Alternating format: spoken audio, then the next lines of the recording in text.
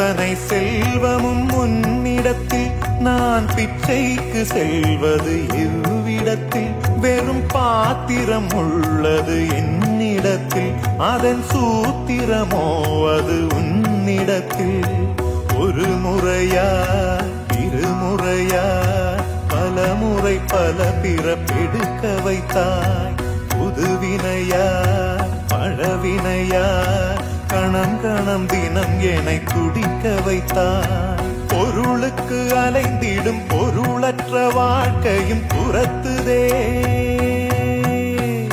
உன் அருள் அருள் அருள் என்று அலைகின்ற மனம் இன்று பிதற்றுதே அருள் விழியால் நோக்குவாய்